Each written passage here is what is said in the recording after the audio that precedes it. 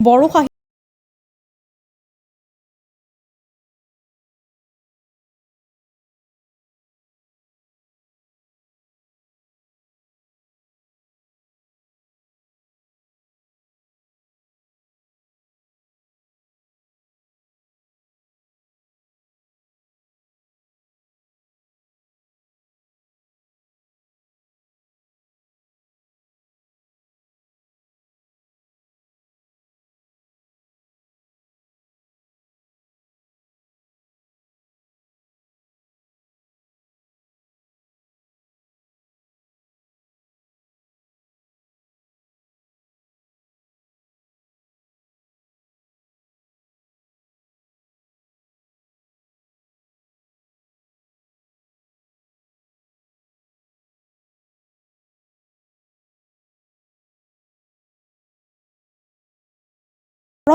আলোকপাতো কৰা হয়।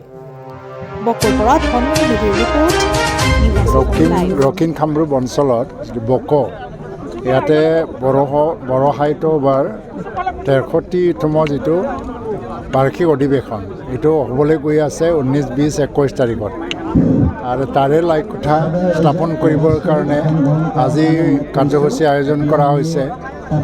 বড়ো সাহিত্য বা বহুত পুৰণি এটা সংগঠন আৰু সাহিত্য সংস্কৃতিৰ সংগঠন আৰু আজিৰ দিনত যদি এটা অসম সাহিত্য সভাৰ পিছতে বৃহৎ এটা অনুষ্ঠান যদি আছে বড়ো সাহিত্য সভা, ই অকল বড়োসকলৰে সংগঠন হৈ থকা নাই। অসমত বসবাস কৰা বিভিন্ন জনগোষ্ঠীৰ ভাষা সংস্কৃতিৰ উন্নয়নৰ ক্ষেত্ৰতো বড়ো সাহিত্য সভা কাম কৰিবলৈ আৰম্ভ কৰিছে। এইটো সমন্বয়ৰ এটা বাহক হিচাপে সকলো জনগোষ্ঠীৰ মাজত ভাষিক সংস্কৃতি মিলন আৰু সমন্বয় ৰক্ষা কৰি পেলাই আমি জাতি গঠনৰ প্ৰক্ৰিয়াত আগবাঢ়ি যাব লাগে, এই বাৰ্তা তেওঁলোকে কঢ়িয়াই আনি আছে। আৰু বড়ো সাহিত্যৰ ক্ষেত্ৰত বড়ো সাহিত্য সভা জন্ম নোহোৱা হ'লে আজি বড়ো সাহিত্য ভাৰতৰ এটা স্বীকৃতিপ্ৰাপ্ত ভাষা নহ'লেহেঁতেন। সেইকাৰণে আজি বক' অঞ্চলত যিটো বড়ো সাহিত্য সভাৰ বাৰ্ষিক অনুষ্ঠান বা অধিৱেশন হ'বলৈ গৈ আছে, ইয়াত সকলো জনগোষ্ঠীৰ ৰাইজ ইয়াত সহযোগিতা আগবঢ়াব। আমাৰ স্থানীয় বিধায়ক হেমাংগ ঠাকুৰীয়া, তেওঁ এই অঞ্চলৰে বিধায়ক, তেখেতে সভাপতি হৈ পেলাই ৰিচিপশ্যন কমিটিৰ সভাপতি হৈ এইটো সফল কৰিবৰ কাৰণে তেওঁ লাগি আছে।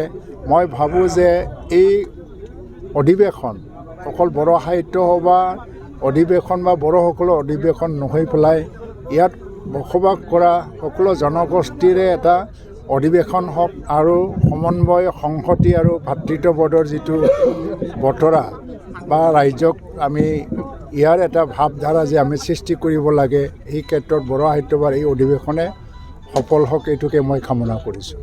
নিশ্চয়কৈ আমাৰ দক্ষিণ কামৰূপ অঞ্চলৰ কাৰণে অত্যন্ত এটা সৌভাগ্যৰ এটা দিন বুলি ক'ব লাগিব, কিয়নো আমাৰ 1985তে বড়ো সাহিত্য সভা আমাৰ ইয়াতে হৈছিলে, দক্ষিণ কামৰূপত হৈছিল। আৰু বিগত সুদীৰ্ঘ বহু বছৰৰ মূৰত আকৌ এইবাৰ বড়ো সাহিত্য সভা আমাৰ ইয়াতে আমাৰ দক্ষিণ কামৰূপৰ বক' অঞ্চলত হ'বলৈ গৈ আছে। আৰু অহা 21, 22, 23, 19, 20 এই 3 দিন আমাৰ ইয়াতে বড়ো সাহিত্য সভা আমি আয়োজন কৰিম। আৰু তাত আমি আশা কৰিছোঁ সকলো ৰাইজৰ উপস্থিতি কামনা কৰিছোঁ, কিয়নো আমাৰ বিশেষকৈ দক্ষিণ কামৰূপৰ বিভিন্ন জাতি জনগোষ্ঠীৰে গঠিত বড়ো সাহিত্য সভাৰ দেখিছোঁ যে আমাৰ যিখন মই ৰিচিপশ্যন কমিটিৰ সভাপতি হিচাপে আছোঁ, আমি দেখিছোঁ যে অকল বড়ো জনগোষ্ঠীয়ে নহয়, ইয়াৰে আমি প্ৰত্যেকটা জনগোষ্ঠী অত্যন্ত উৎফুল্লিত হৈছে দক্ষিণ কামৰূপত বড়ো সাহিত্য সভা আয়োজন কৰাৰ কাৰণে। মই আশা কৰিছোঁ যে আমাৰ সকলো দক্ষিণ কামৰূপৰ সকলো ৰাইজৰ সহযোগিতাত এখন সাফল্যমণ্ডিত সাহিত্য সভা 63তম সাহিত্য সভা ইয়াতে আমি আয়োজন কৰিব পাৰিম। আৰু আপোনালোকৰ চেনেলৰ জৰিয়তে সকলো ৰাইজৰ সহায় সহযোগিতা কামনা কৰিছোঁ। ধন্যবাদ।